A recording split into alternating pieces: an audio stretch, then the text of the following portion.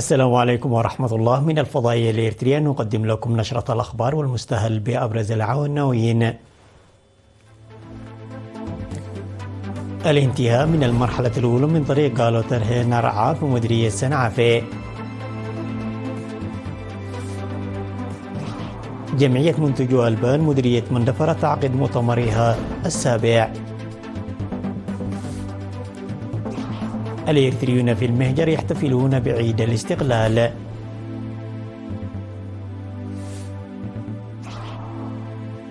إسرائيل تعلن عن توسيع الاستيطان في الضفة الغربية.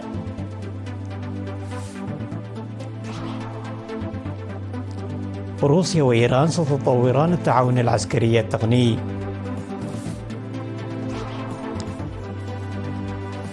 25 قتيلا وعشرات المفقودين جراء فيضانات وسط نيجيريا. إلى التفاصيل. افتتح قائد أركان قوات الدفاع الفريق فيليبوس ولدي يوهانس في 29 من مايو المرحلة الأولى من الطريق الترابي الممتد من غالو إلى نرعا في مديرية سنعفة.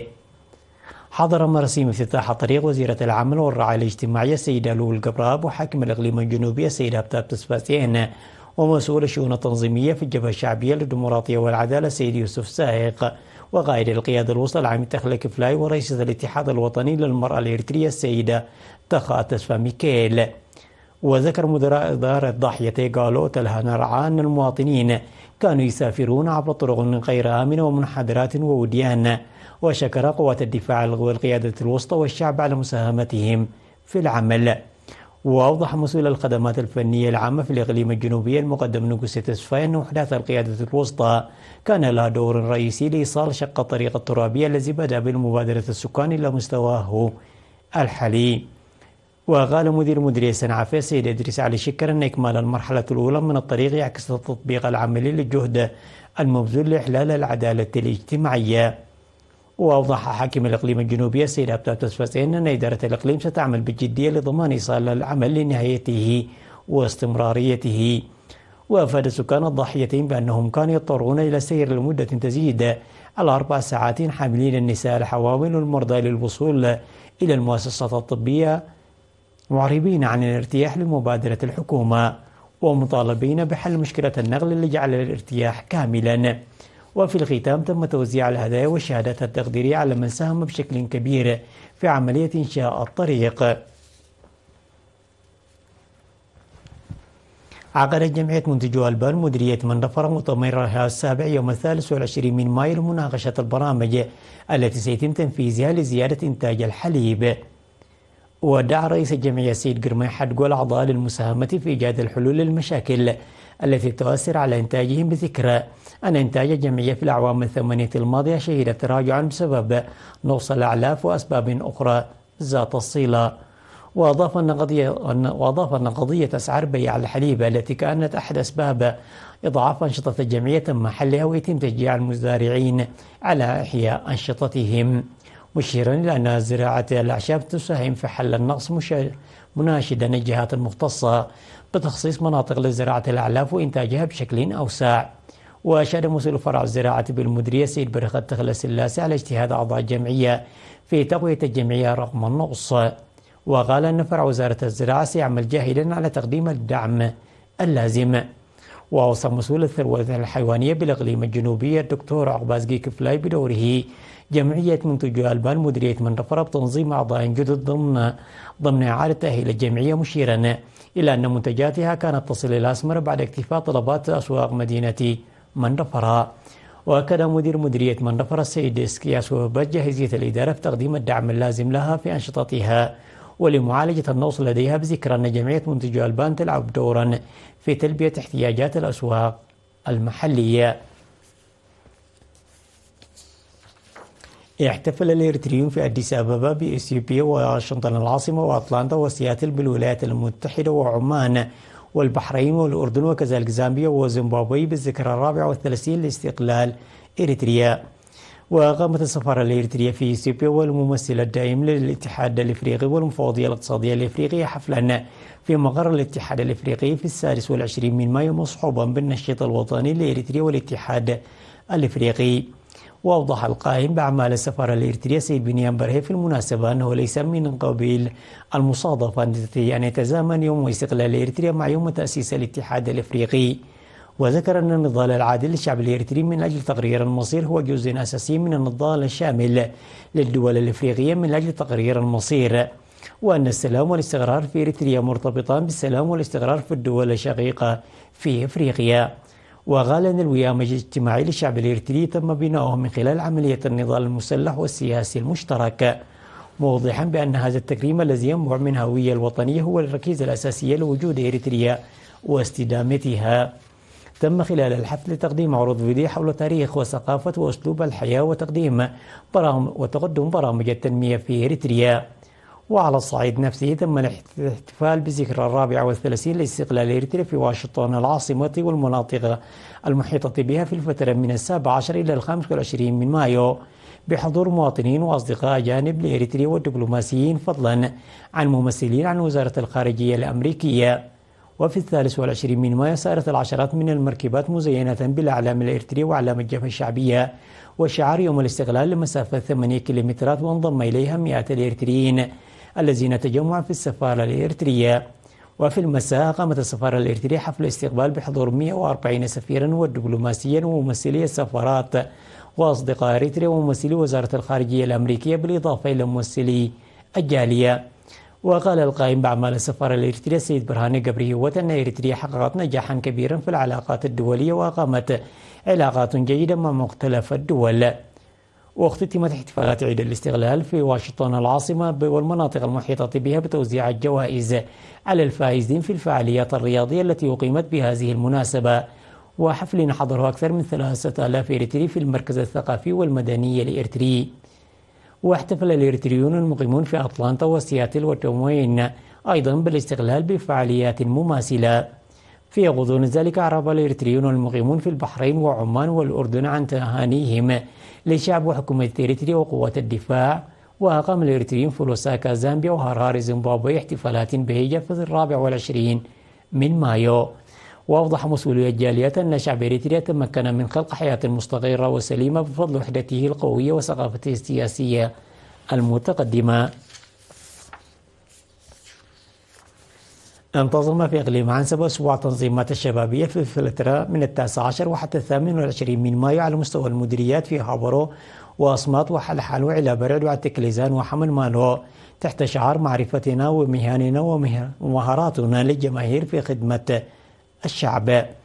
وتضمنت برامج على مستوى الطلاب والعمال الشباب وإدارات الضواحي الثقافة الحديثة والتراثيات وفرق الورود الحمراء والمكياج التقليدي والدراما والرقص والمعلومات العامة والآداب والفكر الإبداعي والابتكار والرسم والنحت وزيارة إلى المواقع التنموية والتاريخية.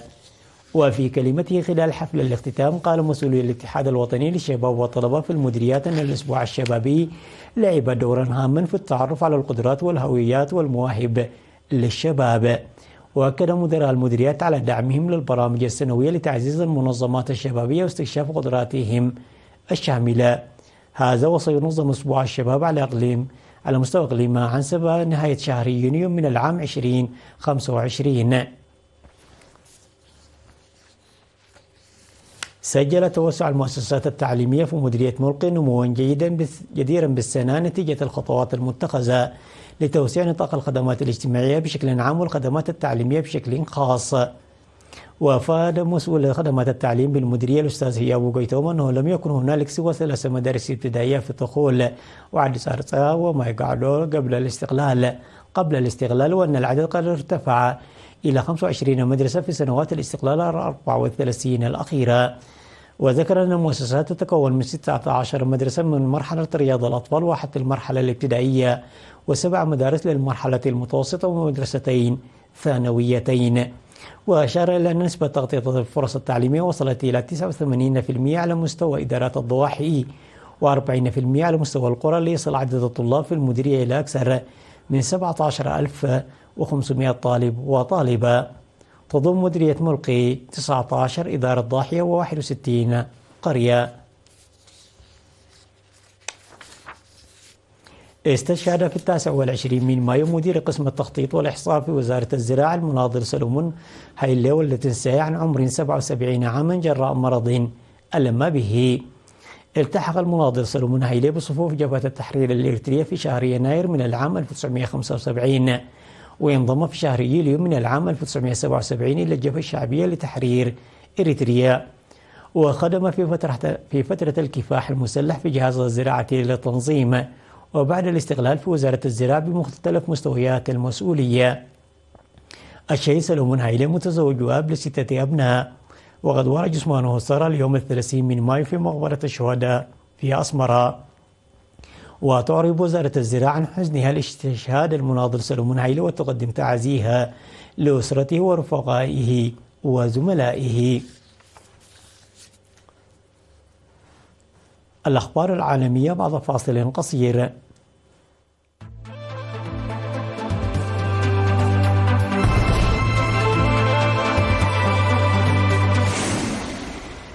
صرح وزراء إسرائيليون بالموافقة على بناء 22 مستوطنة يهودية جديدة في الضفة الغربية المحتلة، وهو أكبر توسع منذ عقود. وفقا لوزير الدفاع الإسرائيلي إسرائيل كاتس ووزير المالية سموتريتش، فإن العديد من هذه المستوطنات قائمة بالفعل كبؤر استيطانية وشيدت دون تصريح حكومي، لكنها ستشرع الآن بموجب القانون الإسرائيلي. وقال كاتس أن هذه الخطوة تمنع قيام دولة فلسطينية من شأنها أن تعرض إسرائيل للخطر، بينما وصفتها الرئاسة الفلسطينية بأنها تصعيد خطير.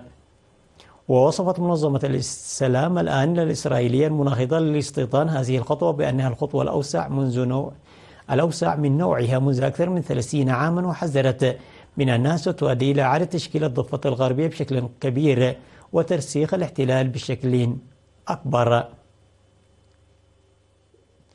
أعلن أمين مجلس الأمن الروسي سيرجي شويغو خلال لقائه ممثل المرشد الأعلى وأمين مجلس الأمن القومي الإيراني علي أكبر أحمداني أن موسكو وطهران ستطوران التفاعل في المجال العسكري التقني. وذكر شويغو أن الرئيس الروسي فلاديمير بوتين وقع في 21 من إبريل قانون التصديق على معاهدة الشراكة الاستراتيجية. وأكد أمين مجلس الأمن الروسي أن الوثيقة تضع أساسا متينا لمزيد من تعزيز نوعية التفاعل في الشؤون الثنائية بما في ذلك التعاون العسكري التقني. وبحسب تقييمه فإن العلاقات الثنائية تتطور بنشاط في جميع المجالات وفقا للتوجهات التي حددها قادة البلدين. ويرى أن التواصل المنتظم بين رئيسي روسيا وإيران يعكس المستوى الرفيع للحوار السياسي الروسي الإيراني. أسفرت الفيضانات العنيفة التي اجتاحت مناطق في وسط نيجيريا عن مصرع 25 شخصا، فيما لا يزال أكثر من 10 آخرين في إعداد المفقودين بحسب ما أفادت به وسائل إعلام محلية. وذكرت التقارير أن سيول الغزيرة دمرت أكثر من 50 منزلا بعدما غمرتها المياه بشكل مفاجئ، مما تسبب في انهيارها بالكامل بينما كان العديد من السكان بداخلها. ولا تزال فرق الإنقاذ والإغاثة تواصل جهودها في البحث عن ناجين وانتشال الجثث من تحت الأنقاض. وأوضح خبراء الإرصاد هذه الظواهر الجوية المتطرفة أنها تأثير ظاهرة النينو التي أدت إلى زيادة وتيرة الأمطار الموسمية في أجزاء واسعة من القارة الأفريقية، بما في ذلك نيجيريا، حيث تكررت حوادث الفيضانات في السنوات الأخيرة. تذكير بالعناوين مرة أخرى. الانتهاء من المرحلة الأولى من طريق قالو نارعيف ومديرية سنعفة. جمعية منتجو ألبان مديرية منفرة تعقد مؤتمرها السابع.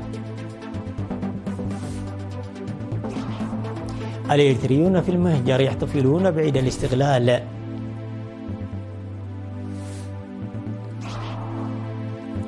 إسرائيل تعلن عن توسيع الاستيطان في الضفة الغربية.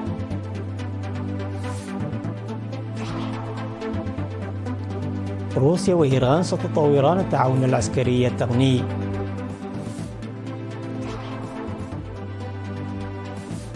25 قتيلا وعشرات المفقودين جراء فيضانات بوسط نيجيريا.